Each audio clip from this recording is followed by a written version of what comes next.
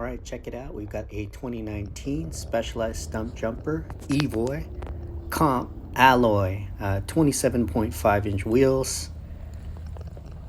You got the Fox Float DPX2 Performance. It's got the RX Trail Tune and 150 millimeters of travel.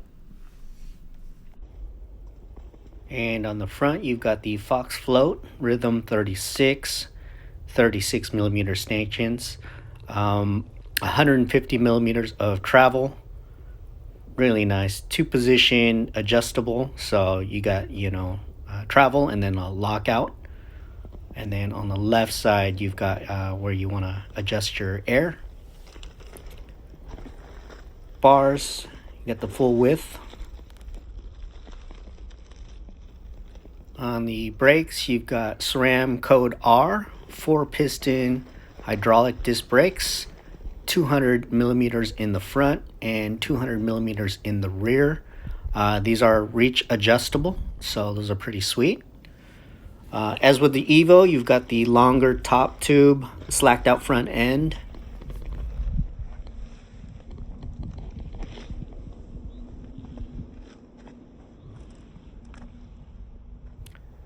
And this bike is equipped with SRAM NX throughout. You've got the shift lever is the NX Eagle 12-speed trigger. Rear derailleur is NX. This one has been upgraded to GX. GX is just a little bit better performing and faster. A little bit of a few nicks on the top tube, but still really nice shape. Cassette is the NX Eagle, 12-speed, 11 and 52.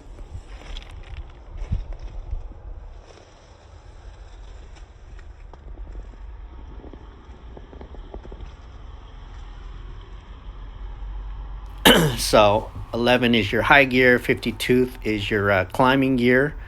Upgradable to the 52 tooth if you want to go really big. Crank set is the NX Eagle. Dub spacing, 170 mil cranks. This is the S2 sizing, which would probably be more comparable to the S3 sizing nowadays. In this model year for 2019, they only offer the S2 and S3. So I'm assuming the S2 is more like a medium, and then the S3 is more like a large, kind of catering to most of the mountain bike community. So chain is also the NX 12-speed. As far as the rims, you've got Roval Traverse 27.5 hookless alloy, 30 millimeter inner width on the rims. Those are tubeless ready, and these are set up tubeless. Front and rear hubs are just the special. This also has the adjustable flip chip for the rear shock, and what that does is if you flip it, you can flip it into the high position for an extra ½ degree. Taken out of the head tube angle, and if you put it in the low position, it's a ½ degree slacker, and that's better for if you want to do kind of more downhill. So if you're doing cross country, a little bit more climbing, go ahead and flip that chip into high. And if you plan on maybe hitting the park for a full day, then go ahead and hit it into the low position. And it's pretty easy to adjust. Grab a couple of YouTube videos to find out the recommended torque specs, or enter the Specialized archive to hit the manual. As far as wheels, you've got some Vigilante WTB 27.5 tires. Those are tubeless compatible, really good, seat really easily. And you can see those 4-piston brakes and the 200 millimeter rotors. You can see there's only one cage for a water bottle, and so a lot of mountain bikers will tend to run a small pack or possibly a lumbar pack to provide additional water and carry some tools and such. So minimal branding on this Specialized alloy comp. You can see there's just a little bit of stickerage on the seat tube, as well as the badge on the front. There is no big Specialized logo emblazoned on the down tube as per usual. but it's kind of a sleeper bike. And you know, if you look on Pink Bike right now, these things are selling for close to $3,000, and regular retail was 3620. So really good bike. It does have that dropper post as I showed you. So the dropper is the X Fusion Manic 34.9 with 150 millimeters of travel. Really nice to set that up to where when you drop the seat post, all you have to do is release it and it'll go back all the way to full height of your leg length. So that's the way you set those up, as I've learned with my first dropper post. So here's where you adjust the air, and you can see the front shock for full suspension, or if you wanted to lock it out. So it's open or lock.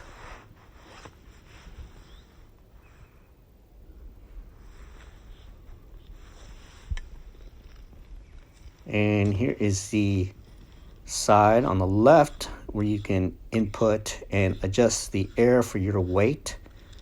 And you want to make sure when you adjust for the weight that you are fully loaded, you know, with everything you're going to be carrying. And you should hit about 25 to 30% sag front and rear shock when you're just in the seated position.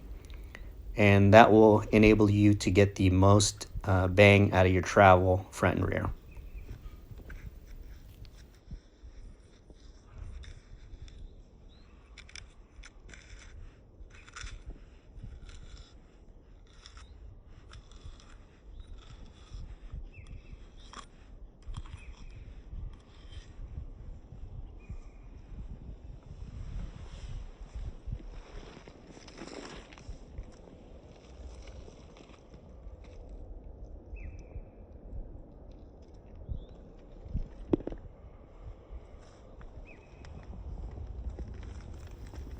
Saddle is just a specialized body geometry phenine comp with chrome all rails, 143 millimeters in width. Probably that is probably the first piece you want to upgrade out of this, depending on if that fits your bum and your tailbone width. I find the specialized power arc is kind of my favorite saddle, so that's what I'll probably go with.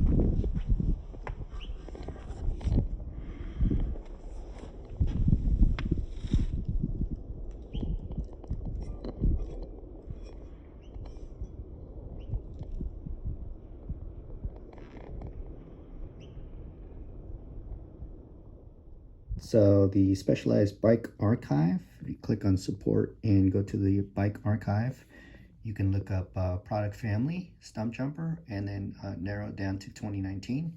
And here is the bike. Retail price at the time was $36.20. Really cool bike. It's got the flip chip in it. 36 millimeter Fox, fork with 150 mils travel, front and rear.